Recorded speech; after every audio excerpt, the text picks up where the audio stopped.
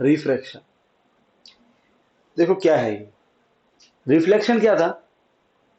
Reflection में हमारे पास एक पॉलिश्ड सरफेस होता है, means surface should be opaque, आर पार नहीं जाना चाहिए चीजें। तब क्या होता है, तब जब लाइट उसके टकराती है ऑब्लिकली, ओके। एक चीज और बेटा बता दो आपको, रिफ्लेक्शन में जो नॉर्मल होता है 90 डिग्री, ठीक है, अगर लाइट नॉर्मल की ही डायरेक्शन में है ऐसे, तो फिर टकरा के वापस चली जाएगी, कोई एंगल बनेगा ही नहीं नॉर्मल से, ठीक है, तो वापस से वो उसी रास्ते पे। इसलिए लाइट आनी चाहिए ऑब्लिकली, ऑब्लिकली मतलब टेढ़ी आनी चाहिए, समझ गए? नॉर्मल से कुछ एंगल होना चाहिए। तो क्योंकि आर पर जाएगी नहीं, तो टकरा के वो मुड़ जाती है, तो क्या बनता है, एंगल आई और एंगल आर, और वो इक्वल होते हैं, हमने पढ़ लिया। रिफ्रैक्शन में, ओके, जब भी लाइट, तो इसमें क्या होता है, इंसिडेंट रे और रिफ्लेक्टेड रे दोनों सेम मीडियम में रहते हैं, हवा से हवा, ठीक है, यहाँ पे पानी से पानी। मान लो आपने कांच पानी में रखा है, लाइट पानी में आई, टकरा वापस से पानी में ही है। रिफ्रैक्शन में जो भी हम सरफेस लेंगे, ठीक है, वो कैसा होगा, ट्रांसपेरेंट होगा। मतलब चीज उस लाइट उसके आर पार जा सकती है, जैसे कांच लेंगे, ठीक है। तो हम एक ट्रांसपेरेंट ऑब्जेक्ट लेंगे, ठीक है, कोई भी ट्रांसपेरेंट ऑब्जेक्ट को लेंस बोलते हैं, एनी ट्रांसपेरेंट ऑब्जेक्ट को लेंस बोलेंगे। तो आपके मन में जो लेंस का इमेज है कि सर वो लेंस तो वही होता है जो हमने देखा हुआ है, नहीं, कोई भी तो ये खिड़की कहां से, ये भी लेंस है, क्योंकि ये ट्रांसपेरेंट है, आपको आर पार दिख सकता है, राइट है। मेरे जो चश्मा में कांच है, ये भी ट्रांसपेरेंट है, आर पार दिखता है, ठीक है। और लेंस के भी अलग टाइप होते हैं, एक वो होता है जो हम देखते हैं, वो जो हमारे उसमें आता है मैग्नीफाइंग ग्लास आता है, वो भी एक टाइप है। तो any transparent object is known as lens. तो बेसिकली रिफ्रैक्शन में हमको एक लेंस चाहिए, ठीक है। तो इसमें अब अंतर क्या है, अब अंतर ये है कि हम क्या करने वाले पता है, हम दो मीडियम लेंगे। मान लो कि अभी सिंपलिसिटी के लिए मैं लगता हूँ कि ये एक कांच है, ग्लास है, ठीक है, यहाँ चालू हो रहा है, यहाँ से खत्म हो रहा है, इतनी विड्थ है उसकी, ठीक है ना। ऊपर एयर है, मतलब मीडियम नंबर 1, नीचे क्या है, ग्लास है, मीडियम नंबर 2। इस पॉइंट पे हम बना देते हैं नॉर्मल, आगे 90 डिग्री। बस समझ में आई? अब हम क्या करेंगे, मीडियम नंबर 1 से लाइट भेजेंगे और उसको टकराने देंगे इस पॉइंट पे, ठीक है, और फिर देखते हैं कि क्या होता है इस लाइट के साथ। ऑब्वियसली क्योंकि ये आर ट्रांसपेरेंट है, तो लाइट इसके आर पार निकलेगी, पर एक खास घटना घटेगी, तीन चीजें होगी, ठीक है, तीन घटनाएं घटेगी, ओके। तो तीन घटनाएं क्या है, वो समझने के लिए हमको समझना पड़ेगा डेंसर मीडियम किसे बोलते हैं, और रेयर मीडियम किसे बोलते हैं, रेयरर मीडियम किसे बोलते हैं। जब ये फंडा समझ में आएगा, तो हमको यहाँ पे क्या घटना घट रही है वो समझ में आएगी। तो वो ये टॉपिक चालू करने से पहले मैं आपको समझाऊंगा डेंसर मीडियम क्या होता है, रेयर मीडियम क्या होता है, ठीक है। अब इस डेंस को आप उससे मत समझना जो आपने केमिस्ट्री में पढ़ा हुआ डेंस, वो नहीं। प्रॉपर वर्ड में क्या होना चाहिए, ऑप्टिकली डेंसर मीडियम, क्योंकि यहाँ पे ऑप्टिक मतलब लाइट। जब आप 12th में जाओगे, आप देखोगे लाइट, इस पूरे जो है ना आपका जो ये चैप्टर होगा, उसको बोलेंगे ऑप्टिक्स, रे ऑप्टिक्स। ऑप्टिक मतलब लाइट, ठीक है। इसलिए आप कभी देखते हो, पता है, जो जो जो बनाता है चश्मा उसे बोलते हैं ऑप्टिशियन बोलते हैं, क्योंकि लाइट मतलब ऑप्टिशियन, ओके, ऑप्टिक्स। तो बोलेंगे optically denser medium, optically rare medium, पर ये है क्या, तो पहले वो समझता है, ठीक है। अब देखो डेंसर, जैसे कि मैं अगर ऐसा बोलूं कि मैं लंबा हूं, किससे? देखो ये जो वर्ड है टॉल और शॉर्ट, ये कंपेयर में होते हैं हमेशा, राइट है। कोई आपको एक चाहिए कंपेयर करने के लिए, तो मैं टॉल हूं अक्षरा से, पर अगर मैं बात करूं कीमा के फादर की, तो मैं उनसे शॉर्ट हूं हाइट में, राइट है। तो ये जो टॉलर और शॉर्टर वर्ड है, ये कंपेरेटिव वर्ड है, ये बात समझ, तो आपको दो लोग चाहिए। वैसे ही डेंसर और रेयरर ये कंपेरेटिव वर्ड है, आपको दो मीडियम चाहिए, एक मीडियम कहलाएगा डेंसर, एक हो जाएगा रेयर। आपको दो मीडियम चाहिए। आप मान लो कि हवा क्या है, डेंसर के रेयर, नहीं बोल सकते। अरे बताओ किसके कंपेयर, कंपेयर किससे कर रहे हो वो बताओ पहले, ओके। मैं टॉपर हूं मैथ्स में, किसके कंपेयर में, वो 9th बी के 10th बी के कंपेयर में, किसी और क्लास जाओगे स्कूल में, शायद आपसे ज्यादा मार्क्स के वाले बच्चे बैठे हो, तो टॉपर वर्ड भी कैसा होता है? कंपेरेटिव। क्लास में देखो चाहे टॉपर हो, स्कूल में देखो टॉपर ना हो, मतलब ओलंपियाड होता है, स्कूल रैंक 1 और जोनल रैंक 100, उसके कमरा टॉपर नहीं हो। समझे? तो ऑप्टिकली रेयर और ऑप्टिकली डेंसर वर्ड, आपको दो मीडियम चाहिए। अब एक बात समझते हैं, लाइट की जो स्पीड, सारा खेल लाइट का है। लाइट की स्पीड अलग अलग मीडियम में अलग अलग होती है। ध्यान रखना, लाइट, वैसे लाइट की स्पीड में बात करें वैक्यूम में, किसमें? वैक्यूम। ओके। लाइट की स्पीड वैक्यूम में सबसे फास्टेस्ट होती है, वो होती है 3 × 10⁸ मीटर पर सेकेंड। अगर इसको किलोमीटर में बताऊं तो 3 लाख किलोमीटर एक सेकेंड में। लाइट की स्पीड सबसे तेज किसमें होती है? वैक्यूम में। वैक्यूम के अलावा, क्योंकि वैक्यूम में कोई एटम्स नहीं है, खाली एकदम। जब लाइट वैक्यूम से एयर में आएगी, एयर में कुछ एटम्स तो है ही, ऑक्सीजन के एटम बहुत कुछ है। अब लाइट को एक गाड़ी की तरह समझो। ओके। एक रोड है जिसपे कोई गाड़ी नहीं, खाली रोड है, तो स्पीड भम भम भम भम, पर जैसे ही कुछ गाड़ी आएगी तो थोड़ी स्पीड कम हो जाएगी उसकी। सही है? तो जब लाइट वैक्यूम से एयर में आती है तो मीडियम हुआ चेंज, वैक्यूम अलग मीडियम, एयर अलग मीडियम। अब एयर में कुछ कुछ भीड़ भाड़, राइट है? तो जब भी लाइट वैक्यूम से एयर में आएगी तो लाइट की स्पीड थोड़ी सी कम हो जाएगी। लाइट की स्पीड मैक्सिमम वैक्यूम में ही होती है और कोई भीड़ भाड़ नहीं है। तो लाइट की स्पीड अलग अलग मीडियम में अलग अलग होती है। अब मैं बात कर रहा हूँ वैक्यूम और एयर की, ठीक है? पहले तो एयर के अंदर में लाइट की स्पीड थोड़ी सी कम है वैक्यूम से, एज कंपेयर टू दिस, बहुत कम, थोड़ी कम है। तो इसमें एग्जैक्टली अगर बात करो, 3 के पीछे कोई 8 जीरो आते हैं मीटर पर सेकेंड, पर इसमें बात करो वो 2 9 समथिंग कुछ होता है ऐसे, 3 4 5 6 7 8 9, सो इट्स लाइक 8 7 समथिंग कुछ होता है।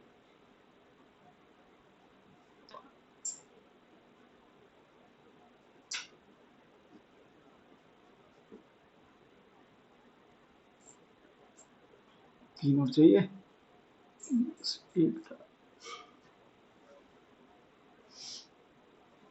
8 6 1, सही है?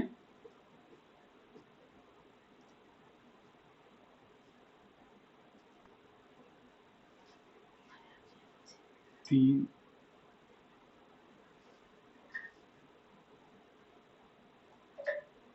ठीक। अब ये जो, और बहुत माइनर डिफरेंस होगा, लाइट की स्पीड एयर में थोड़ी सी कम होगी वैक्यूम से। अच्छा सुनना,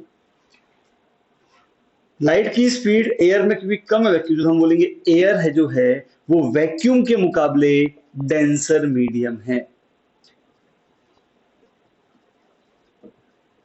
और वैक्यूम एयर के मुकाबले रेयर मीडियम है। तो डेंसर मीडियम क्या होता है? मान लो कि आपके पास में दो मीडियम है, मीडियम नंबर 1, मीडियम नंबर 2। दोनों मीडियम, सुनो, अगर मीडियम अलग अलग है तो लाइट की स्पीड दोनों में अलग अलग होगी। अगर मीडियम सेम है तो, जैसे कि दो जैसे कि दोनों ही आपके हाथ में है, दोनों ही ग्लास है, तो दोनों के अंदर लाइट की स्पीड सेम, क्योंकि दोनों मीडियम सेम है। अगर मीडियम अलग अलग हो, मीडियम 1 मीडियम 2, तो एक में लाइट की स्पीड कम होगी, एक में ज्यादा। मान लो किसमें लाइट की स्पीड ज्यादा है, जिसमें लाइट की स्पीड ज्यादा, ठीक है, तो बोलेंगे ये डेंसर है इसके मुकाबले। बात समझ में आ गई? तो denser medium is that medium in which the speed of light is more as compare to the other medium, and rare medium is that medium in which speed light is less as compare to other medium. अब मैं समझाता हूँ इसको, एक बढ़िया example समझते हैं। एक सिंपल फ्लो चार्ट बनाते हैं। तो मैं अलग अलग मीडियम ले रहा हूँ, ठीक है? मैं नंबर लिख रहा हूँ सिंप्लिसिटी के लिए, medium number 1, medium 2, medium 3, medium 4। Light की स्पीड एग्जांपल दे रहा हूँ, ज्यादा होती है, मान लो कि 10, 12, 8, ओके, 15। चलो अब हम कंपेयर करते हैं इन दोनों को। तो इन दोनों में लाइट की स्पीड ज्यादा कहां पे है? मीडियम M2 में। तो M2 डेंसर, M1 रेयर, ठीक है? चलो कंपेयर करते हैं M2 और M3 को। ठीक है, तो M2 के अंदर अभी भी ज्यादा, तो M2 अभी भी डेंसर, M3 अभी भी रेयर है, कोई दिक्कत नहीं, ठीक है। चलो अब कंपेयर करते हैं M1 और M3 को। M1 और M3 के कंपेयर करें तो M1 में ज्यादा है, तो M1 डेंसर है M3 के मुकाबले। अरे हाँ क्या ना? अब M1 के परमानेंट परमानेंट रेयर नहीं है, वो कंपेयर करेंगे तब। बात समझ में आ गई? तो कंपेयर करना पड़ेगा आपको, दो मीडियम चाहिए। तो मैं बोलूं कि एक मीडियम दूसरे के मुकाबले डेंसर है, ये मीडियम इसके मुकाबले डेंसर, इसका मतलब इसके अंदर लाइट की स्पीड ज्यादा है कि कम है? डेंसर है तो लाइट की स्पीड कम, लाइट धीरे धीरे चल रही है। ये रेयर है, इसका मतलब लाइट की स्पीड तेज तेज। समझ गए कि नहीं समझे? इतना माइंड में रखना, क्लियर? क्लियर? तो एक होगा रेयर मीडियम, एक होगा denser medium. Clear?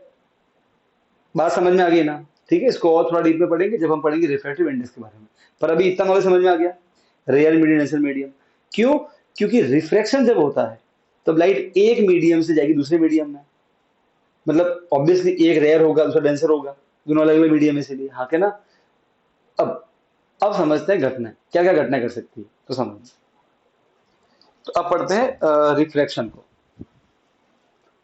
Rare denser समझ में आ गया? सबको आ गया समझ में? ठीक है, सुनना बेटा।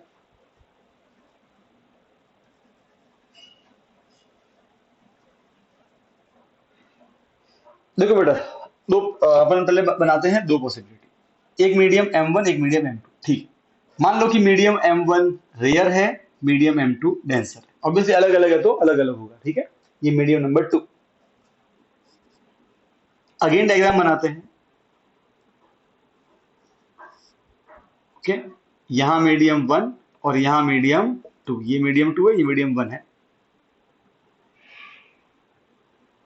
ये नॉर्मल 90 डिग्री बनाएगा वो। ओके, इस बार ये डेंसर है और ये रेयर है। अच्छा, अब इसको समझते हैं, ये रेयर है और ये डेंसर, इसका मतलब इसके अंदर लाइट की स्पीड थोड़ी सी कम है इसके मुकाबले। ठीक है, ये मीनिंग हो, कोई दिक्कत नहीं। ठीक, अब हम क्या करेंगे पता है? हम लाइट नॉर्मल जो है उसके थोड़ा सा ऑब्लिक भेजेंगे। क्यों? क्योंकि अगर आप एक मीडियम, दो मीडियम आपके पास में, मीडियम M1 और M2, और अगर आपने लाइट लाइट जो है बिल्कुल परपेंडिकुलर भेजी नॉर्मल की डायरेक्शन में, तो वो बिना मुड़े सीधी की सीधी निकल जाएगी, आर पार निकल जाएगी। आर पार तो यहाँ भी निकलेगी, दोनों के आर पार लाइट होने वाली है, यहां से आएगी इसके आर पार हो जाएगी इससे। पर अगर आपने बिल्कुल नॉर्मल की डायरेक्शन भेजा तो वो बिल्कुल सीधी की सीधी विदाउट डेविएशन निकल जाएगी। ठीक है? पर अगर आप लाइट को थोड़ा सा नॉर्मल से एंगल बनाते हुए भेजो ऐसे, so this is known as incident ray, ये कहलाएगा एंगल ऑफ इंसिडेंस। अब सुनो, यहां भी ऐसा ही करता है। ओके, ये एंगल ऑफ इंसिडेंस, ये इंसिडेंट रे। अच्छा, अब देखो, जो ये इंसिडेंट रे है इसकी ओरिजिनल डायरेक्शन क्या क्या क्या है? ये इसकी ओरिजिनल डायरेक्शन, हाँ क्या ना? मतलब अगर ये मीडियम नहीं होता, ये दूसरा मीडियम, तो लाइट इसी डायरेक्शन में आगे बढ़ती रहती है, ठीक है, बिना मुड़े। ठीक है, अच्छा, यहां पे क्या है इसकी ओरिजिनल डायरेक्शन? तो वो ये है बिल्कुल सीधी। ओके, अगर मान लो कि ये मीडियम नहीं होता M2 तो ये सीधा का सीधा निकलता, पर मीडियम तो है। तो सुनना, जब लाइट रेयर से डेंसर मीडियम में जाती है, क्या सुनो, जब light whenever light goes from rarer medium to denser medium, वो नॉर्मल की तरफ बेंड हो जाती है, लिटरली वो अपनी डायरेक्शन चेंज कर देगी और नॉर्मल की तरफ बेंड हो जाएगी ऐसे।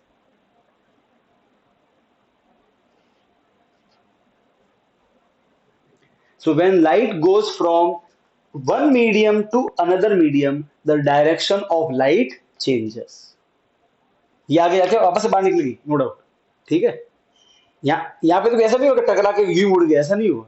मीडियम M1 में आया, M1 में कैसा नहीं, मीडियम चेंज हुआ। Whenever light falls goes from one medium to another medium obliquely, okay, it will change its direction. Now there are two possibilities. Either it will bend towards the normal या फिर bend away from the normal. तो अगर light denser से rare में जाएगी तो वो normal, देखो ये इसकी डायरेक्शन ओरिजिनल है इस, ओके, और ये नॉर्मल है, इससे दूर भागना है तो ऐसे भागेगी, तो लाइट लिटरली मुड़ जाएगी ऐसे। So when light goes from rare medium to denser medium, अगर रेयर से डेंस में गए तो बेंड्स, ऑन कर दिया, bend toward the normal. Okay, और अगर लाइट डेंस से कहा जा रही है, रेयर मीडियम में ऑब्लिकली गिर रही है, तो क्या होगा, बैंड्स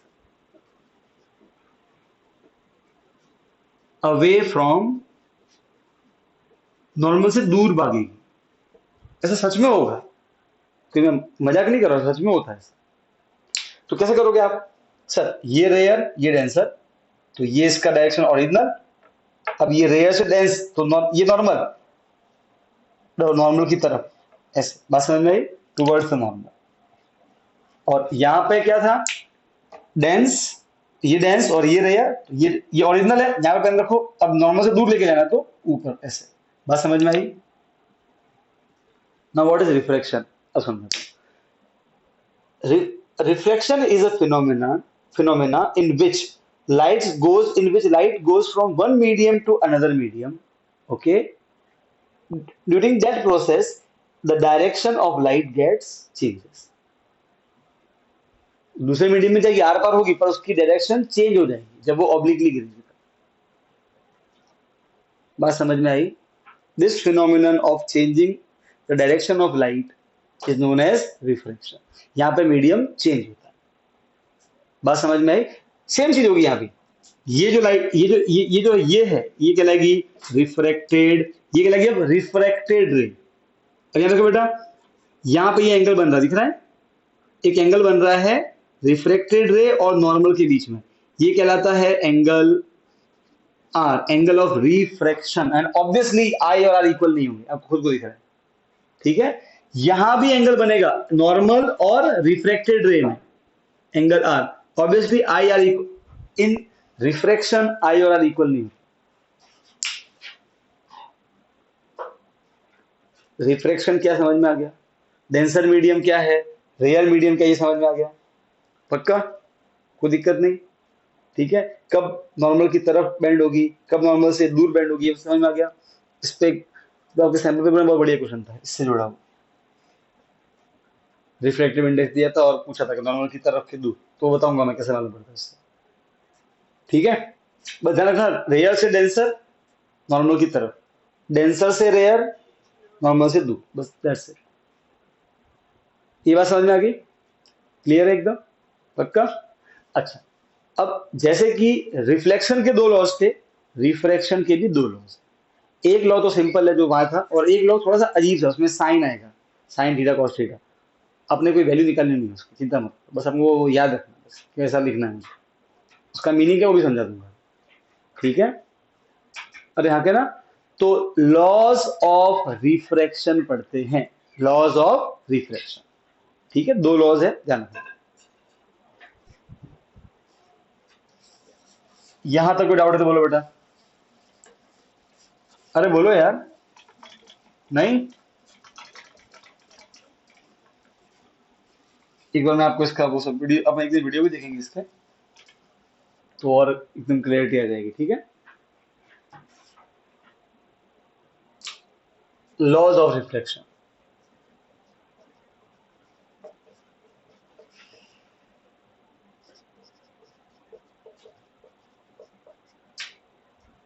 दो लॉज है। पहला, incident ray, normal, refracted ray, all lies in the same plane, जो उसने समझाया था मैंने, है ना? तीनों एक ही पेपर में आने चाहिए, पेपर के ऊपर रहेंगे वो सेम है। ठीक है, वो कभी पेपर से बाहर जाएंगे तो all, they all lies in the same plane, वो तो पहला का उसके जैसा ही है। Incident ray, normal and reflected ray, they all three lies in same plane, उसका मीनिंग वही है जो रिफ्लेक्शन में था। ठीक है, the second law of refraction is known as Snell's law. क्या बोलते हैं उसे? The second law of refraction is also known as Snell's law. Exam बैठा बैठा आता है, व्हाट इज स्नेल्स लॉ? अब you will say it is the second law of, या फिर it is the law of refraction. अभी क्या बोलता है, देखो ये सब बोलता है, समझना। मान लो कि मेरे पास में एक मीडियम वन है जो कि हवा है, एयर। मीडियम टू है जो कि ग्लास है, कांच। ओके, ये कांच है। अब मैं बता दूं, पहले से बता दूं कि एयर जो है वो रेयर मीडियम है कांच के मुकाबले, कांच डेंसर है। ठीक है, ओके, बढ़िया।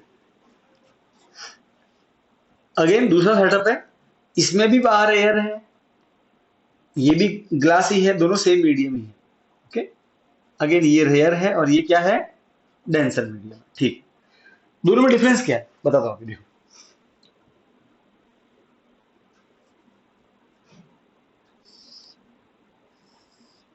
ओके, इसके नीचे गिलास है, ठीक है, ये पूरा नीचे गिलास है, समझ गया ना, ये पूरा गिलास कांच है, ये ऊपर एयर और नीचे पूरा क्या है, कांच है। ओके, ऐसे समझो। ठीक है, अब मेरे पास क्या है, ये पॉइंट है और मैं यहाँ पे क्या करने वाला हूँ, एक बनाऊंगा नॉर्मल, बना दी। ठीक है, अब मैंने बनाया, एक मैंने लाइट गिराई इस पे, इंसिडेंट रे, तो ये बना एंगल ऑफ इंसिडेंस, जो कि है आई। मान लो कि इसकी वैल्यू है, कुछ इसकी वैल्यू होगी, राइट है, सम कुछ वैल्यू तो होगी इसकी, एंगल हम निकाल सकते हैं। अब क्योंकि ये लाइट एयर से जा रही है ग्लास में, रेयर से डेंसर में, तो ये इसका ओरिजिनल डायरेक्शन क्या होना चाहिए, नॉर्मल की तरफ, नॉर्मल से दूर, नॉर्मल की तरफ टुवर्ड्स नॉर्मल, तो ऐसे बेंड हो जाएगी, ऐसे, राइट है। और यहाँ पे एंगल बनेगी, फिर हमें angle of refraction, correct, angle आ। अब मैं फिलहाल कुछ वैल्यू दे रहा हूँ इनको, ठीक है ना, लेट अस से ये 25 डिग्री वैल्यू है, तो ये 25 से कम होगा, लेट अस से 15 डिग्री वैल्यू, एग्जाम्पल एग्जाम्पल समझ लेते हैं, है ना, कम होगा उससे। ठीक है, सिमिलरली यहाँ भी सेम सेम चीज करते हैं, नॉर्मल, तो इस बार मैं एंगल ऑफ इंसिडेंस थोड़ा सा चेंज कर रहा हूँ, ठीक है, मैंने उसको कर दिया 35, कितना कर दिया, 35। ओके, अगेन ये डायरेक्शन ओरिजिनल है, क्योंकि लाइट रेयर से डेंस में जा रही है, तो अगेन नॉर्मल की तरफ ही बेंड होगी, तो ऐसे निकलेगी। इस बार अगेन एंगल ऑफ बनेगा रिफ्लेक्शन, तो वो थोड़ा सा अलग बनेगा पहले मुकाबले, मान लो कि वो 20 बना, इससे वैल्यू ले रहा हूँ, सही बात है, अरे हाँ के ना। अब स्नेल्स लॉ ये बोलता है, हम मैथ्स में पढ़ेंगे, हम किसी भी एंगल के साइन की वैल्यू, साइन किसी भी एंगल, जैसे कि मैं एक एग्जांपल देता हूँ, जब हम मैथ्स में चैप्टर पढ़ेंगे ट्रिग्नोमेट्री, वहां पर साइन, साइन के साथ में हमेशा कोई एंगल आएगा, तो अगर साइन के साथ में 30 डिग्री एंगल आएगा, तो इसकी वैल्यू 1/2 आती है, साइंस में हम पढ़ेंगे और मैथ्स में पढ़ेंगे, क्लियर है। ऐसे साइन के साथ में कोई भी नंबर है, साइन के साथ में कोई भी नंबर है, ओके, एंगल आए, तो उसकी वैल्यू मिलेगी आपको, 0.2, 0.9, कुछ भी मिलती है वैल्यू, ठीक है, मिलती है, हर एंगल की मिलती है। तो स्नेल ये बोलता है, स्नेल ने ये देखा कि इमेजिन करो कि आपके पास मीडियम एयर और ग्लास है, ठीक है, एक बार आपने एयर ग्लास में एंगल 25 रखा, तो ये जो एंगल ऑफ इंसिडेंस है, इसका आप इसकी वैल्यू निकालो, तो एंगल ऑफ इंसिडेंस और एंगल ऑफ रिफ्रैक्शन, इन दोनों के आप साइन की वैल्यू निकालो। यहां पे भी, यहां पे एंगल ऑफ इंसिडेंस क्या है, 25 आई, तो हो जाएगा साइन 25, इसकी जो वैल्यू आएगी, अभी मुझे भी नहीं मालूम कितनी आती है, ठीक है, और एंगल ऑफ रिफ्लेक्शन है, इसका भी निकालो, साइन, साइन की वैल्यू निकालो, अभी ये कितना है, 50, ठीक है। स्नेल्स ये बोलता है, और सेम यहां पे भी करो, यहां पे भी आप आई का, एंगल आई का निकालो साइन थीटा, और एंगल आर के निकालो साइन की वैल्यू, आपको नहीं निकालने एग्जाम, चिंता मत करो। हाँ, जो छोटे मोटे एंगल होंगे मैथ्स के, उसकी आ सकती है, बाकी बुक से बाहर कुछ नहीं आएगा, वो मैथ्स में समझ में आ गया, डोंट वरी, और सब कुछ मैं बुक में है ही नहीं, तो चिंता करनी नहीं कि न्यूमेरिकल ऐसा बनेगा कि नहीं बनेगा, ठीक है। पर अभी मेरी बात समझो, स्नेल ये बोलता है कि अगर आपने केस नंबर 1, जब आपने एंगल ऑफ आई रखा था 25, तब साइन आई और साइन आर की वैल्यू निकाली, इन दोनों के, देखो कुछ एक नंबर मिलेगा मुझे, यहाँ पे, यहाँ भी एक नंबर मिलेगा मुझे, इसका आंसर मिलेगा, सही है, इन दोनों नंबर को डिवाइड करो, ठीक है। तो मान लो कि मैंने इस केस नंबर 1 में ये वाला नंबर 1 और ये मुझे सेकंड नंबर मिला, इन दोनों को मैंने डिवाइड किया, डिवाइड करेंगे तो कुछ आंसर आएगा, मान लो कि वो आंसर है, मतलब मान लो कि ऐसा आएगा 3/6, ठीक, बढ़िया, कट करने पे कितना आंसर आएगा, 1/2, ठीक है। स्नेल्स ये बोलता है कि अगर आपने मीडियम सेम रखे हैं, एयर और ग्लास, यहां भी एयर और ग्लास ही है, भले ही आपने एंगल आई और एंगल आर की वैल्यू चेंज करी, क्योंकि आई तो हमारे हाथ में होता है और आर तो ऑटोमेटिक दिखेगा आपको वहां पर, ठीक है। यहां भी जब आप साइन आई का लोगे और आर, क्योंकि अभी भी एयर ग्लास है, ओके, तो साइन आई लिया आपने, साइन आर लिया, उनकी जब वैल्यू निकालोगे, तो यहां भी अगेन एक आंसर आएगा, let us call it A1, यहाँ जो आंसर आया, यहाँ जो आंसर आया, लेट कॉल इट A2, इन दोनों को डिवाइड करो, आई को ऊपर और आर वाले आंसर को नीचे, मान लो कि इस बार आंसर आया 4/8, कट करने पे कितना आंसर आएगा, 1/2 ही आएगा। आप एयर और ग्लास रखो, अलग अलग एंगल ले लो, 45 तो आर मिलेगा, फिर उसका निकालोगे साइन, इसका निकालोगे साइन, डिवाइड करने पे 1/2 है, मतलब कोई भी नंबर, मतलब फिक्स रहेगा वो आंसर, अगर आपने मीडियम सेम रखे हैं तो। If you have kept the medium same, तो उनके sine of angle of incidence और sine of angle of refraction, उनकी वैल्यू को डिवाइड करने पे, कट पुट करने पे लास्ट में जो आंसर आएगा वो सेम रहेगा। It is a constant for the given medium, same medium है तो आप कोई भी आई कर दो, कैसा भी आर हो, साइन और साइन आई और साइन आर, इन दोनों का जो आंसर आएगा वो हमेशा फिक्स आएगा। तो अभी एग्जांपल के लिए मान लेते कि एयर और ग्लास दोनों के लिए कितना आंसर आता है, हमेशा 1/2।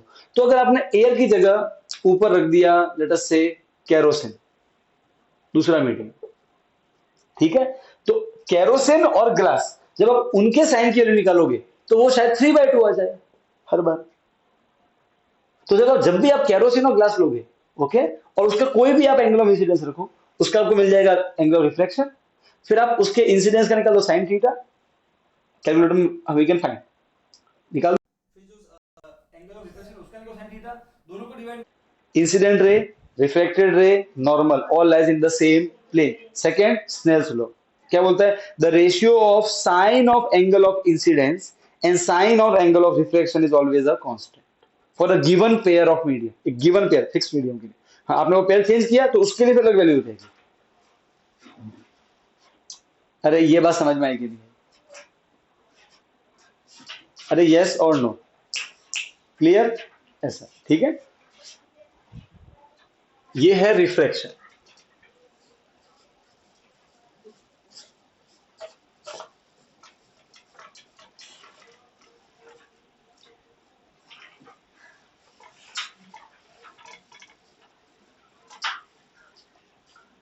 रिफ्रैक्शन कहां कहां पे होता है, तो आंसर है अभी भी हो रहा है। खिड़की के बाहर मुझे बहुत चीजें दिख रही हैं, लाइट जो आ रही है वो कांच के थ्रू आ रही है, पहले बाहर हवा थी, फिर कांच आया तो एयर से ग्लास, एयर से ग्लास, फिर लाइट ग्लास में, फिर ग्लास इतना मोटा है, लाइट ने इतना रास्ता पार किया, फिर वापस से आई तो ग्लास से वापस से एयर, अभी भी हो रहा है रिफ्लेक्शन।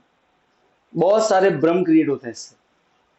सर कभी-कभी हम कांच में देखते फिर बाजू में देखे तो कुछ अलग दिखता है, तो उसके बाद नहीं, वो कौन सा कांच, मतलब सर ट्रांसपेरेंट, नहीं लेंस, ट्रांसपेरेंट ना, हाँ हाँ बस उसकी वजह से दिखता है, आप कंपेयर कर सकते हो, वो इसलिए ऐसा होता है। वो तो अपन यहाँ भी कर सकते हैं, इसमें करना तो कांच का गिलास घर पे हो गई ना। एक छोटा सा मैं आपको करके दिखाऊंगा एक्सपेरिमेंट, ठीक है, उससे आपको फट से मालूम पड़ेगा, ये सब आपको धोखा है और कुछ नहीं, ठीक है। अब देखो मैं आपको अगेन एक चीज समझा रहा हूँ, समझना, देखो यहां से यहां तक गिलास है, मैं हर बार ग्लास, अच्छा चलो इस बार ले लेते हैं वाटर, ठीक है, ज्यादातर एयर ग्लास वाटर ये यूज करेंगे क्योंकि वो फेमिलियर है मुझसे, ठीक है। फिर यहाँ तक पानी भरा हुआ है, यहाँ हवा है और यहाँ पे क्या है वापस से हवा, ठीक है, एक पॉली मतलब एक थैली है मेरे पास में, उसमें पानी भरा हुआ है, कोई दिक्कत नहीं, ओके। ध्यान रखना एयर जो है पानी के मुकाबले रेयर है, तो पानी क्या है, डेंसर, एयर क्या है वापस से रेयर, पानी, ठीक है ना। तो चल अक्षर बता, लाइट की स्पीड किसमें ज्यादा होगी, एयर या पानी में,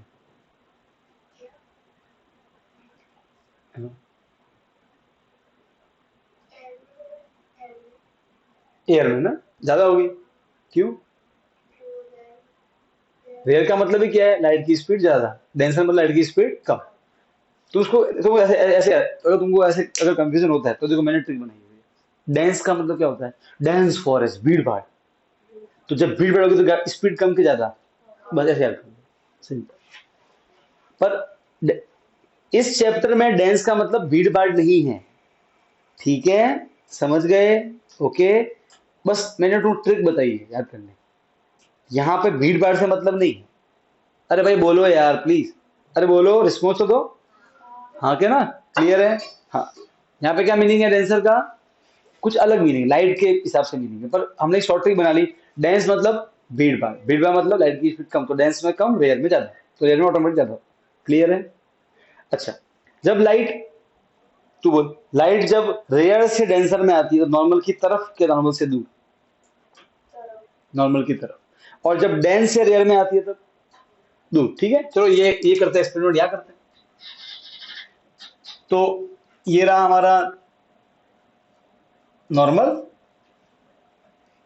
इस पॉइंट, ये पॉइंट लेते, इस पॉइंट पे ये बनाया नॉर्मल, ठीक है। ये आई इंसिडेंट रे, ये इसकी ओरिजिनल डायरेक्शन, समझ गए? ठीक है, मुझे बताओ लाइट कहां से कहां आ रही है? रेयर से डेंस, नॉर्मल की तरफ बेंड हो गई ऐसे। अब ये कहलाएगी रिफ्लेक्टेड। अच्छा, अब लाइट जब आगे चलेगी, चलते चलते यहां पहुंची, अरे हाँ के ना। देखो इस पॉइंट के लिए, इस पॉइंट एन के लिए मान लो ये वाली इंसिडेंट, ये वाली रिफ्लेक्टेड, ठीक है। अब इस पॉइंट के लिए ये वाली इंसिडेंट, समझ गए? तो यहां बनाएंगे नॉर्मली, कोई दिक्कत नहीं है। अब इसकी ओरिजिनल डायरेक्शन इसकी, या इसकी ओरिजिनल डायरेक्शन ये है, ठीक है। अच्छा, अब लाइट कहां जा रही है? डेंस से रेयर, तो नॉर्मल से दूर, ऐसे। समझ गए ना? कोई दिक्कत नहीं है, समझ गए? माइंड में सिंपल रखोगे, डन? पक्का पक्का पक्का पक्का नहीं पक्का? पक्का, डन, ठीक है। अब हम वो एक्सपेरिमेंट करने के लिए तैयार है।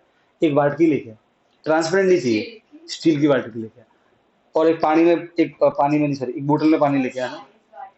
हाँ, वो पता है, अरे वो पता है एक दिन मैं आया था, वो तूने मुझे वो खिचड़ी दी दिखाने के लिए, वो स्टील वाला वाट का देसी वाट का, और पानी लेके आना बोतल में, और सिक्का तो मेरे पास शायद है। हमारी ये आंख है, ठीक है। समझो समझो भाई, तुमको क्या मतलब है, क्या है नाक के? मान लो कि ये बीच में दीवार है और यहाँ पे कोई एक इंसान खड़ा है। मान लो कि ये अपने अक्कू की आंख है, अक्कू से तो बड़ी है। और ये हमारी पिष्टी खड़ी है, कौन खड़ी है? ऐसे। तो अभी के बीच में दीवार है, तो वही अक्कू की पिष्टी दिखेगी, राइट है। दीवार हटा दो तो अक्कू की पिष्टी यहाँ दिखेगी, क्यों? उस तरफ है तो भीतर कैसे दिख रहे? अरे बट ठीक है ना भाई, मान लो कि अक्कू ने आंख नीचे कर दी, अरे हाँ के ना, समझे? अच्छा देखो, अब वृष्टि इसको यहाँ क्यों दिख रही है? क्योंकि यहाँ से लाइट जो है वो अक्कू के आंखों में जा रही है, बात समझ में आ रही है? इसलिए इसको वहां दिख रही है। लाइट जिस डायरेक्शन से आपकी आंखों में आएगी, आपको चीज उस डायरेक्शन में दिखेगी। आप लोग, इसमें क्या बड़ी बात है? बड़ी बात है। कैसे समझाता हूँ। अभी तो क्योंकि इस डायरेक्शन से आ रही है, तो पीछे आए तो हमको ट्रेस हो गया वो अक्कू, ठीक है।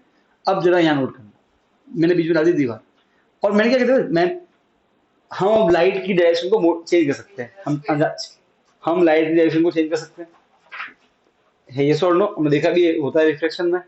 तो एक काम करने का, मैंने ना, मैं कह रहा हूँ वृष्टि से जो लाइट की रेज है, वो मैं आपको आंखों में यूं लेके जा रहा हूं, ऐसे, ओके। आपको की आंखों में मैं ऐसे लेके जाता हूँ, कोई दिक्कत नहीं है? अरे बात समझ में आ रही है? ऐसे। तो अक्कू की आंखों में अब लाइट कहां से आ रही है? यहां से नहीं आ रही है, पीछे ट्रेस करो, उसको वृष्टि यहां दिखेगी, जबकि वृष्टि यहां पे है। और जब अक्कू वहां पे इसको ढूंढने जाएगी, वहां पे खाली, वहां पे वो होगा ही नहीं। हमारे ब्रेन को चीजें वहां दिखती है जिस डायरेक्शन से हमारी आंखों में लाइट आ रही है। हमारे ब्रेन को ये कोई मतलब नहीं है कि वो सच में का खड़ा है, उसको इससे मतलब है कि लाइट आपकी आंखों में किस डायरेक्शन से आ रही, तो अभी इस डायरेक्शन में आ रही थी, इस, तो आपको वो यहाँ दिखी। ये बात समझ में आई? अब समझते हैं कि सिक्का हमको क्यों दिखा। सेम फिनोमिना है, देखो। देखो इसका, देखो ये जो मैं समझा रहा हूँ ना, कोई एग्जाम पूछेंगे नहीं आपको कि ऐसा क्यों हुआ, मैं सिर्फ समझा था कि समझ में आएगी ये धीरे में वर्क करता है, कैसे करता है। देखो, ये था वो कटोरा, राइट है, और यहाँ के ना, यहां तक क्या भरा हुआ था? पानी। ये वो सिक्का, राइट है। इस सिक्के से दो लाइट की रेस निकली, अब अपन सिर्फ दो ही बनाते हैं समझने की, राइट है ना? अरे हाँ के ना, ठीक है। तो एक यू निकली, ओके, और एक मान लो कि यहां से ऐसे निकली। समझने के लिए अपन दो बनाएंगे, ठीक है। यहां बनाएंगे नॉर्मल, कोई दिक्कत नहीं। अब यहाँ पे एयर है और यहाँ पे वाटर है, हम जानते हैं कि एयर है रेयर मीडियम, वाटर है डेंस मीडियम। तो लाइट डेंस से रेयर, तो नॉर्मल से, देखो ये इसका डायरेक्शन ओरिजिनल, नॉर्मल से दूर भागेगी ना, तो ऐसे, कोई दिक्कत है क्या? नॉर्मल से दूर कोई दिक्कत नहीं। अच्छा यहाँ पे समझो, यहाँ भी ऐसे कैसे होगा, ये नॉर्मल, ये इसका ओरिजिनल डायरेक्शन, तो अगेन नॉर्मल से दूर, मतलब ऐसे, कोई दिक्कत नहीं है, इसलिए like ऐसे कोई दिक्कत नहीं। हो गया। अब जरा इन दो लाइट को पीछे ट्रेस करो, इसको और इसको पीछे ट्रेस करो, यहां मिली, सिक्का इसलिए ऊपर उठा दिखा। अब ये बाहर तो हम है, हमारी आंखें हैं, ये हमारी आंख, हमारी आंख में लाइट ऐसे आई, पीछे अब हमारे ब्रेन ने उसको पीछे ट्रेस किया, कहां मिला? यहां पे। बात समझ में आएगी नहीं? ऐसे होता है। और इसीलिए आपको जो एक एक टैंक है उसके अंदर पानी है, तो उसका बॉटम जो होगा ना, वो आपको ऊपर उठा हुआ दिखेगा। वो एक्चुअली में क्या करता है, लाइट ऐसे बेंड हो जाती है कि लाइट जब हमारे आंख के पीछे ट्रेस करती है तो हमको लगता है कि कहीं ऊपर पॉइंट पे मिल रही है, तो वो एक्चुअली झूठ है, वो ब्रेन का एक इल्यूजन क्रिएट होता है। समझ गए? ऐसा इसीलिए होता है। डन। और फिर आपने वो पता देखा होगा, पता पानी ग्लास में पानी भरा हुआ है, फिर डालते हैं वो पेंसिल, तो पेंसिल वो मुड़ जाती है, वो मुड़ती नहीं एक्चुअली में, वो तो वही है। ठीक है, वो तो क्या हुआ है, हमारा जो ब्रेन है, अब उसके अंदर जो लाइट आ रही है, ओके, वो थोड़ी सी नीचे से आ रही है, तो हमको अगर पेंसिल का पार्ट नीचे आ गया, नीचे कहीं नहीं गया, वही है जहाँ पहले था। बट पेंसिल पेंसिल रबड़ थोड़ी यूं लबड़ के नीचे आ जाएगा, जो सॉलिड चीज है। समझे ना? ऐसा होता है, तो उससे ये एक भ्रम होता है, due to refraction of light. Clear है? समझ गए? इसीलिए पानी में जो मछली होती है उसको पकड़ना मुश्किल है, क्योंकि लाइट का क्या हो रहा है, रिफ्रैक्शन, वो जहां है वहां दिखती ही नहीं है। कभी ट्राई करना, मछली पकड़ने का नहीं, पानी के अंदर सिक्का को डाल के ट्राई करना कैसे, आपको ये दिखेगा ना, आपको लगेगा आगे आगे हाथ में, पर आपको लगेगा ये तो रहा, अब हाथ तक गहरा को डालना पड़ रहा है, क्योंकि आंखों को लग रहा है कि वो नजदीक है, पर रियल में तो दूर है ना, तो वहां ढूंढने के वहां कुछ नहीं है, तो अक्कू ढूंढने गया वृष्टि को, वृष्टि है ही नहीं उधर। समझ गए? ऐसा due to refraction of light. ठीक है, बड़ा रुद्र, समझ में आ गया?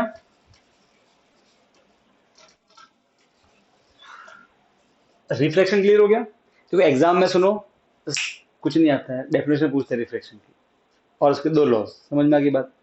ठीक है, फिर डेंसर मीडियम रेडियल मीडियम क्या होता है वो पूछ लेते हैं, और मेन फोकस करना है हमको रे डायग्राम पे, ठीक है ना, और उसके फॉर्मूले पे। ठीक, एक क्वेश्चन जो इधर उधर बनता है तो देख लेंगे अपन, जब भी बोर्ड का आएगा सैम्पल पेपर। इस बार बोर्ड ने सैम्पल पेपर ऐसा बनाया, पर क्वेश्चन पेपर में ऐसे क्या, मतलब क्या बताओ, बैठे बैठे क्वेश्चन, तो चिंता नहीं करनी, वो बस चीजों को समझ लो, फिर आप अपने मन से लिखने की चीजों को, ठीक है ना? अच्छा, अब जब हमने रिफ्लेक्शन करवाया तो हमको मिरर चाहिए था, तो रिफ्लेक्शन के लिए हमको ट्रांसपेरेंसी वाला लेंस चाहिए, राइट है? और हमारे कोर्स में तो लेंस बहुत तरह के होते हैं। लेंस क्या है? Lens is an transparent object which have two surface. सही बात है ना? एक जहां से लाइट एंटर करेगी, एक जहां से लाइट बाहर निकलेगी, कोई दिक्कत नहीं है।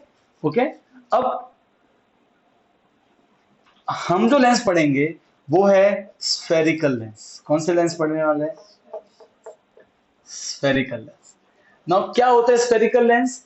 स्फेरिकल लेंस वो होते हैं जिनका एक सरफेस, अब लेंस के दो सरफेस होंगे, और लेंस मतलब आर पार, ट्रांसपेरेंट ऑब्जेक्ट है, तो आर पार दिखेगा, ठीक है? स्फेरिकल लेंस वो लेंस है जिसका एक सरफेस, या तो दोनों सरफेस कर्व्ड हो, मुड़े हुए हो, या कोई एक सरफेस मुड़ा हुआ हो, एक सरफेस सीधा हो। कैसे? समझो।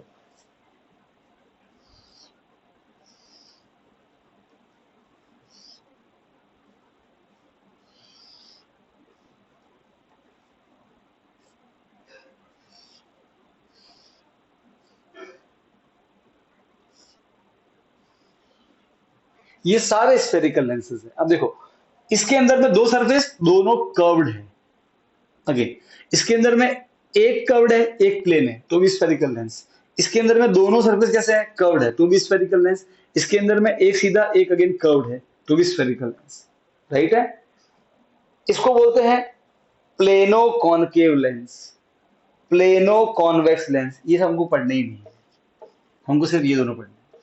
इसका नाम है कॉन्वेक्स लेंस, मालूम है ना, वो बाहर की तरफ उभरा हुआ, और ये अंदर डूबे हुए दोनों कॉनकेव लेंस। क्या बन रही है, गुफा, तो कॉनकेव लेंस। हम बस इन दो के बारे में पढ़ेंगे। बात समझ में आई कि नहीं आई, क्लियर है? Okay, so what is a convex lens and concave lens? Convex lens is a spherical lens in which both the surfaces are bulges outward. It is thicker at the middle में thick है, and pointed at the top and bottom. Thinner at the top and bottom and thicker at the middle. Middle में मोटा होता है। Concave lens क्या है, रटना नहीं, समझो ना। Concave lens is thinner at the middle, thicker at the top and bottom. It has two surface that are curved inward. बात समझ में आ गई, अंदर की ओर धसे हुए होता है। डेफिनेशन मन से बनो, क्लियर है कि नहीं? बात समझ में आ गई। तो हमको इन दो लेंस के बारे में चैप्टर में पढ़ना है। अब क्या करेंगे पता, कुछ नहीं करेंगे, मोमबत्ती खड़ी करेंगे और देखेंगे कैसे बनती है इमेज, बस वही करना है, सेम सेम चीज रिपीटेड है। बात समझ में आई कि नहीं? यहाँ भी रहेगा मतलब यहाँ पर थोड़ा सा अंतर है। क्या अंतर है? वहां पे होता है रिफ्लेक्शन, लाइट टकरा के वापस आती थी, जो प्रिंसिपल जो गई पैरेलल वो टकरा के मुड़ के फोकस पे आती थी। यहाँ मुड़ेगा नहीं, तो आर पार होगा, यहाँ से एंटर करेगा, यहाँ से निकलेगा। यहाँ पे कुछ अलग तरीके से बात करेंगे। क्लियर है? बोलो पक्का, डन, समझ गए? अच्छा, अब मैं क्या बताऊं, थोड़ा सा माइंड को इजी करके अब सुनना। मिरर में जो कॉनकेव की प्रॉपर्टीज है, सारी नहीं पर मोस्टली जो रे डायग्राम है वो सब। मिरर में जो कॉनकेव है, लेंस में वो कॉन्वेक्स है। प्रॉपर्टी रे डायग्राम पूरे सिमिलर, बस उसमें आर पड़ जाएगा, पर वो प्रॉपर्टी सिमिलर। एट सी तो इमेज भी सी है, सेम साइज, वो नेचर मैच करेगा। तो कॉनकेव मिरर का आपको टेबल याद कर लो, ठीक है? वो सेम नेचर जो होगा वो कॉन्वेक्स लेंस का होगा इमेज का। एफ और वो यू की बात नहीं कर रहा हूं मैं, ठीक है? एफ यू की बात नहीं कर रहा हूं, वो सब अलग चीज है, वो पूरा साइन कन्वेंशन होता है। बात समझ में आ गई? और मिरर में जो कॉन्वेक्स की प्रॉपर्टीज है, इमेज वाली प्रॉपर्टीज, ओके, वो लेंस में कॉनकेव की होगी। हम देखेंगे सच में होगी, ऐसा कोई जबरदस्ती नहीं बोल रहा हूँ, ठीक है? तो वो टेबल जो है ना, आप मिरर के लिए याद कर लो, बस लेंस में चिपका देना उल्टा करके। वहां पे लेंस मिरर में कॉनकेव का टेबल था, तो लेंस में कॉन्वेक्स का टेबल होगा, बस वो टेबल आप याद कर सकते हैं, ठीक है? एक और चीज, कॉन्वेक्स लेंस कन्वर्जिंग लेंस कहलाता है। प्लीज मिरर से मत जोड़ना, मिरर में कॉनकेव मिरर कहलाता है, मतलब वो मिरर है, ये लेंस है। लेंस में कॉन्वेक्स कहलाता है कन्वर्जिंग मिरर, सॉरी लेंस। और कॉन्वेक्स कहलाएगा कन्वर्जिंग, और कॉनकेव कहलाएगा डाइवर्जिंग। क्यों कहलाएगा वो बताऊंगा मैं आपको। आपको ऐसी समझ में आ गया, वो डाइवर्ज करता होगा, लाइट को दूर दूर ले जाता होगा, वो सच में ले जाता है, अपन वीडियो भी देखेंगे। ये बात समझ में आई? यहां तक कोई डाउट हो तो बोलो। पुआनी बोल, दृष्टि बोल, नहीं पक्का?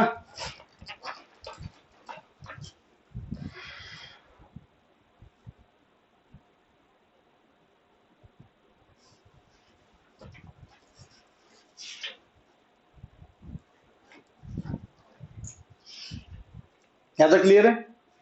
ठीक है। अब पता है हमने वहां पर कुछ डिफाइन किया था क्या, पोल, सेंटर ऑफ कर्वेचर, यहाँ भी डिफाइन करेंगे, पर यहाँ पे पोल नहीं, यहाँ पे ऑप्टिकल सेंटर फोकस करना, ठीक है? अब कुछ चीजें वो डिफाइन कर लेते हैं, ठीक है ना? ओके,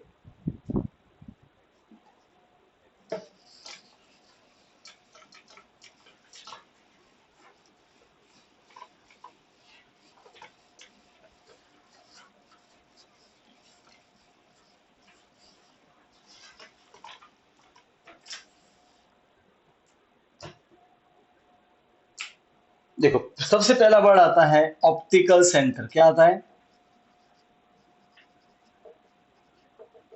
इसको लिखेंगे, अब ओ से लिखेंगे। क्या होता है? सेम वहां एडजेसेंसी क्या थी, मिडल पार्ट ऑफ दी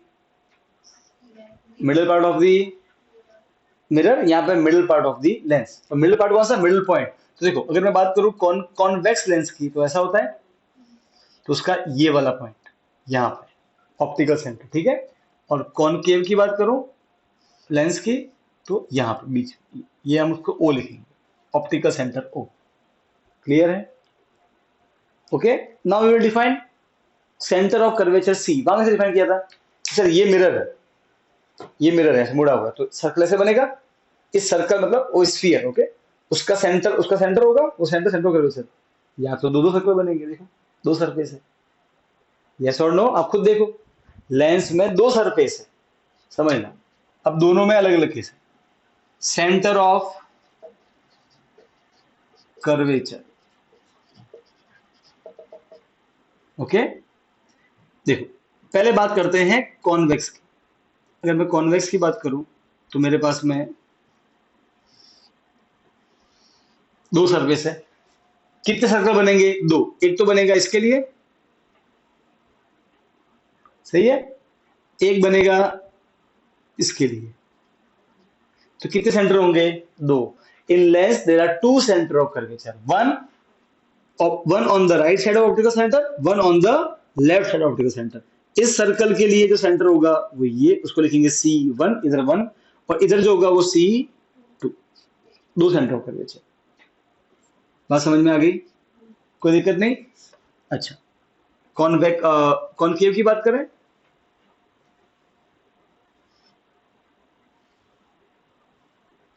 ये ऑप्टिकल सेंटर, दो सर्कल बनेंगे, एक ऐसे, एक ऐसे, इसके लिए ये सेंटर ऑफ कर्वेचर, इसके लिए ये सेंटर, ये C1 और ये C2। कोई दिक्कत है तो बोलो।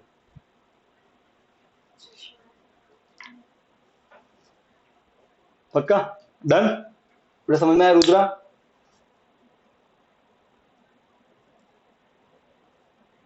लेक्चर में है ना वो, यहां तक कोई डाउट है? सही चल रहा है रिकॉर्डिंग, डन।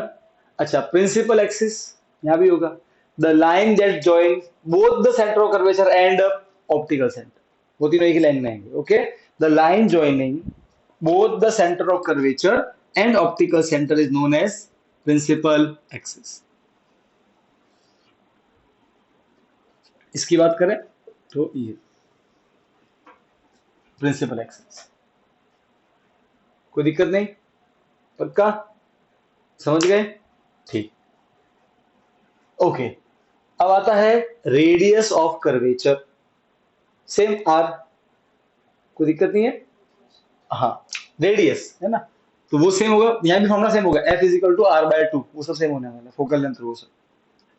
मेन है फोकल पॉइंट, मेन क्या है, फोकल पॉइंट, और वो हमको ऐसे मिलता नहीं।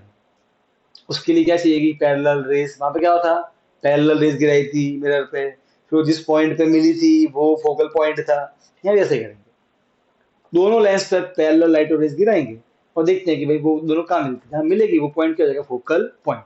पर दिक्कत है सर, यहाँ दो सेंटर ऑफ कर्वेचर, तो कितने फोकल पॉइंट, दो फोकल पॉइंट। बात समझ में आई, दो सेंटर ऑफ कर्वेचर, दो फोकल पॉइंट होंगे, एक राइट में और एक लेफ्ट में। समझ गए, यहाँ पे से हर चीज डबल डबल हो जाएगी बस, क्योंकि दो सर्विस है। क्लियर? अरे हाँ क्या ना, अब थोड़ी आसानी हो रही समझने की, क्योंकि अब वो पहले से मालूम है आपको, मेरा वाला पार्ट मालूम है इसीलिए, हाँ क्या ना, क्लियर।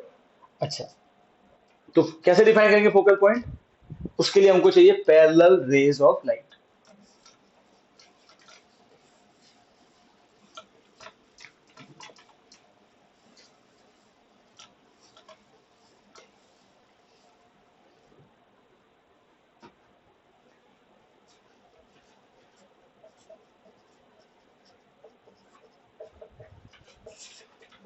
फोकल पॉइंट, कितने फोकल पॉइंट, दो, F1 और F2 दो होंगे।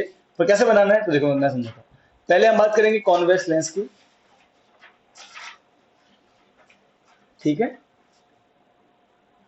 फिर ड्रॉ कर देंगे, ड्रॉ करेंगे इसका प्रिंसिपल एक्सिस, बिल्कुल एक लाइन ड्रॉ करने की सीधी।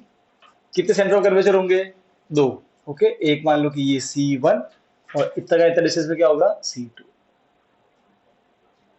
ठीक है, अब अगर आपको ऑब्वियसली सीधी बात है, वो बिल्कुल सेंटर में आने वाला है, ओ और सी के सेंटर में आएगा, ठीक है ना, समझ गए, सेंटर में ही आएगा।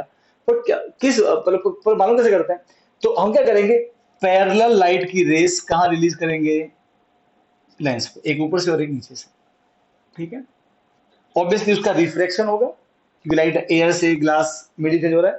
ठीक है, जब वो लाइट आर पर इधर निकलेगी, लिटरली वो बैंड टू एंड होकर एक पॉइंट पे मिलेगी, ये यहां से निकलेगी और ये ऐसे ऐसे ऐसे निकलेगी, सच में ऐसे मुड़ के बाहर निकलेगी। और हम जानते हैं रिफ्लेक्शन लाइट की डायरेक्शन चेंज होती है यहाँ के ना।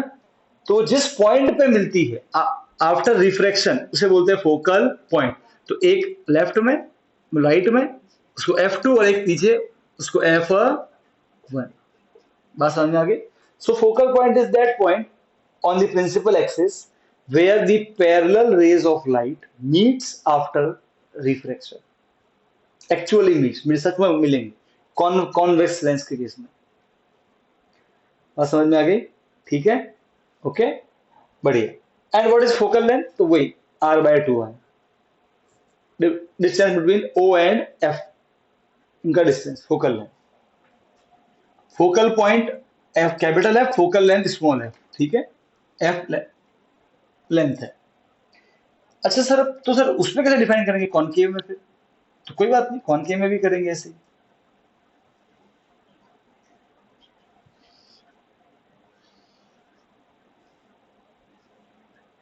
यहां भी क्या लेके आना है, पैरेलल। अब मालूम पड़ा क्यों बोलते हैं कन्वर्जिंग लेंस कॉन्वेक्स को, वो लाइट को कन्वर्ज कर देता है, एक पॉइंट पे मिला देता है। ठीक है, कॉनकेव क्या बोलेंगे, डाइवर्जिंग, डाइवर्जिंग क्यों बोलेंगे, वो लाइट को दूर दूर भगेगा। देखना मैं किस तरीके से होता है, ध्यान से देखना। ओके, सो मान लो कि ये C1, सो इधर C2, ओके, इधर C1, सेम डिस्टेंस पे।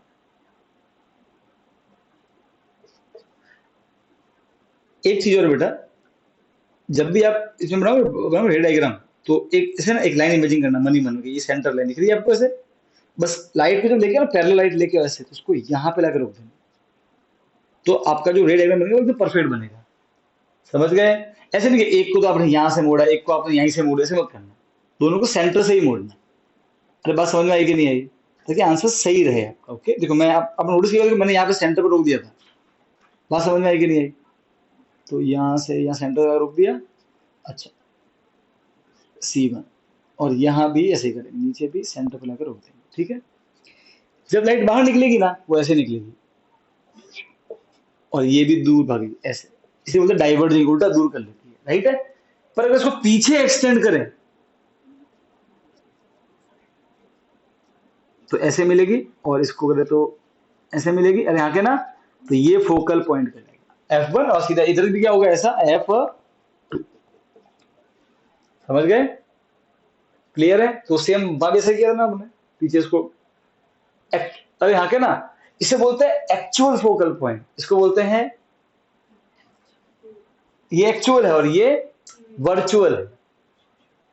सच में नहीं होता है, मतलब सच में मिलती नहीं लाइन, ओके, ऐसा नाम बोलते हैं ऐसे, तो रियल बोलते हैं उसको, रियल, ये वर्चुअल, कोई दिक्कत नहीं है। पर अब एक दिक्कत है सर, कॉन्वेक्स में तो दो फोकल लेंथ, उधर भी इधर भी, तो प्लस लेके माइनस में हाँ क्या ना, हाँ तो एक ही था, तो झंझट ही नहीं थी। यहाँ पे क्या करोगे, बात समझ में आ रही है। तो इधर दो फोकल लेंथ, एक लेफ्ट की बाजू, तो यहाँ पे भी ओ मत, ऑपोजिट सेंटर ओ को ओरिजिन मान के चलना है, सब कुछ सेम होने वाला है। इसके इधर प्लस में, इसके इधर माइनस में, इसके ऊपर प्लस में, नीचे माइनस, सब कुछ सेम। तो दो फोकल पॉइंट, दो फोकल लेंथ, तो अब कॉन्वेक्स के लिए प्लस या माइनस, बात समझ में आई। ठीक है, तो अब ये दुविधा साइंटिस्ट को भी आई होगी, ठीक है ना। तो उन्होंने क्या किया, जो लोग इसकी खोज कर रहे थे, जो ये पहली बार पढ़ रहे थे लोग, तो उन्होंने इस दुविधा को दूर करने के लिए एक फिक्स नियम बना दिया। उन्होंने क्या बोला कि अब से हम ऑब्जेक्ट का रखने वाले हैं लेफ्ट में, जब हम पढ़ रहे हैं तब की बात करते हैं, ठीक है, हाँ क्या ना, ओके। अब जब ऑब्जेक्ट आप लेफ्ट में रखोगे तो लाइट भी कहां से आने वाली है, लेफ्ट से। तो बताओ, इस कॉन्वेक्स के लिए लाइट कहाँ मिल रही है, F2 के F1 पे, F2 पे, क्योंकि अब एक को फिक्स करना ही था ना यार यहाँ के ना, तो दो फोकल पॉइंट है कॉन्वेक्स के, पर जो इधर वाला होता है F2 वो कहलाता है प्रिंसिपल फोकस या मेन फोकस। मतलब अब आपको इसको मानना है फोकल पॉइंट, ये बस ऐसे टाइम पास करके बनाएंगे, बनाएंगे दोनों, पर मेन कौन सा मानना है, F2, क्योंकि लाइट वहां मिलेगी, क्योंकि हम लेफ्ट में रखने वाले हैं, राइट है। तो for convex lens the principal focus lies on the right of optical centre. अब आता है कॉनकेव पे, कॉनकेव पे कहां पे मिलते हुए दिखती है, F2 के F1 पे, F1 पे। तो for concave lens the principal focus lies on the left of the optical centre. बात समझ में आ गई। इसीलिए कॉन कॉन्वेक्स की जब बात करेंगे तो ये कहलाएगा प्रिंसिपल फोकस, मेन फोकस, इसलिए ये आता है राइट में से होता है प्लस, इसलिए इसका F प्लस, जैसा कि वहां पर था। अच्छा, इसमें इसका मेन फोकस जो मेन है वो आता है लेफ्ट में, इसलिए इसका फोकल लेंथ माइनस मिलेंगे। तो दुविधा दूर होगी, क्योंकि हमेशा हम लेफ्ट में रखेंगे ऑब्जेक्ट, इसीलिए। ठीक है, बात समझ में आई। यकीन मानो कि अगर आप यहां से लाइट लेके आते पैरेलल तो वो F1 पे मिलती फिर, अरे हाँ के ना, तब ये तो फिर दिक्कत हो जाती है ना, इसलिए इसको सॉल्व कर दिएगा। अब हमेशा लेफ्ट को लेके चलना है आपको, ऑब्जेक्ट लेफ्ट में रखेंगे। यहां तक कोई डाउट हो तो बोलो, पक्का, गारंटी, कोई दुविधा, कोई शंका, कोई तकलीफ, बोलो बोलो बोलो बोलो बोलो, नहीं, ठीक है। अच्छा, मुझे देना नोट्स। सेम बेटा यहाँ पे रिलेशन होगा वही, F is equal to R by two. Okay, principal axis हो गया, दो फोकल पॉइंट हो गए। अच्छा, कभी भी सुनो, कभी कभी C1 को वो लिख देंगे 2F1, एक ही बात है, F1 का डबल, और इसको लिख देंगे 2F2। अगर आप भी लिखे कोई गलत नहीं है, तो दोनों वर्ड से कंफ्यूज नहीं होना है। सेम वे C2 को लिख सकते हैं 2F2, और C1 को लिखेंगे 2F1, दैट्स इट। समझे कि नहीं समझे, पक्का, गारंटी, कोई दुविधा, नहीं, ओके फाइन। अब पता है हमने क्या पढ़ा था मिरर में,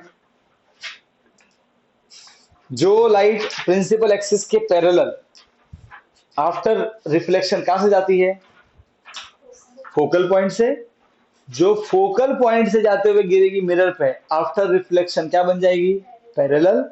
बस ऐसे ही हमको यहाँ पे तीन, वहां पे हमने चार पढ़ी थी, वो चौथी कोई काम की नहीं, वो टाइम पास है, ठीक है।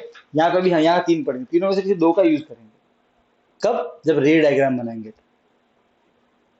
बात समझ में आई क्या नहीं आई, पक्का, गारंटी, ठीक है। और वो तीन रेज कौन सी है ना, एक बार वो उस टॉपिक को देखते हैं, ठीक है। रुद्र है, रुद्र, वही मीटिंग ही ओवर अब ध्यान सुनना, ठीक है। पहला रूल, जो लाइट की रे ऑप्टिकल सेंटर की तरफ डायरेक्शन होगा वो सीधी की सीधी मुड़ेगी ही नहीं, ऑप्टिकल सेंटर की तरफ होगा तो, भले ही वो, क्या हो गया, वो आ गई रुद्रा, रुद्रा आवाज आ रही है,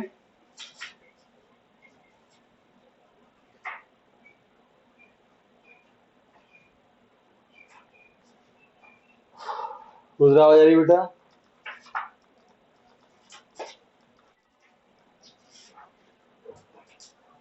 अच्छा देखो बेटा, इसमें भी सेम केस है, जो ऑप्टिकल सेंटर की तरफ डायरेक्शन होगा वो सीधी की सीधी, हम इसका यूज करेंगे बहुत बार, इसका तो बहुत बार यूज करने वाला है। अब देखना, जब मैं डायग्राम बनाऊंगा ना, सिर्फ इंफिनिटी के अलावा मैं हर बार इसका यूज करने वाला हूँ, तो ये मालूम है फिक्स है, वो सीधे जाने वाला है, तो कोई लोचा नहीं होता इसमें, ठीक है। अच्छा, सेकेंड रूल, द रे विच passes from optical centre goes straight without deviation, without bending।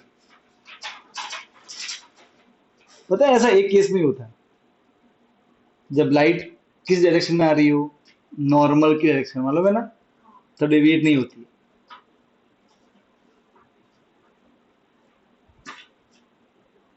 अच्छा, अब सुनना, अब the light which comes parallel to principal axis, उसको सेंटर पे या सेंटर में रोक देना, सेंटर में रोक दिया। आफ्टर जब वो बाहर निकलेगी तो कहां से निकलेगी, फोकल पॉइंट से होते हुए निकलेगी। उधर लेके जाना है फोकल पॉइंट्स, कॉन्वेक्स में सच में फोकल पॉइंट्स लेके जाना है, क्योंकि उधर वाला मेन फोकस है, मतलब ना प्रिंसिपल फोकस। इधर क्या बोलोगे, the line which is parallel to principal axis, तो लाइट की ray, it don't go from focus, it appears to go from, अब यहाँ के ना पीछे डॉट डॉट डॉट करो, कोई दिक्कत नहीं है, ऐसे समझ गए, it appears to go from focus. पक्का क्या नहीं पक्का, पक्का ठीक। वो तीसरी वाली जबरी है, वो समझना।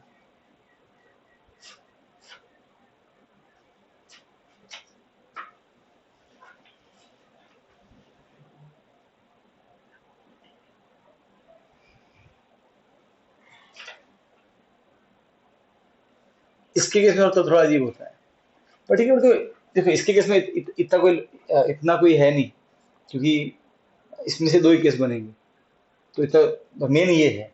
तो यहाँ पे देखना, अब यहाँ पे जो वो लाइट क्या बोलती है पता है, कि अगर आपने फोकल पॉइंट से होते हुए लाइट भेजी है ऐसे, सेंटर पर रोक दी, तो जब बाहर निकलेगी तो प्रिंसिपल एक्सिस के पैरेलल निकलेगी ऐसे। और सच में होता है, अपन लेजर लाइट का इंतजाम कर लेंगे, वी हैव दी लेंस भी हमारे पास पड़ा है, ठीक है ना, अंधेरा करेंगे और देखेंगे, बात समझ आएगी नहीं, ये सुनो, ठीक है।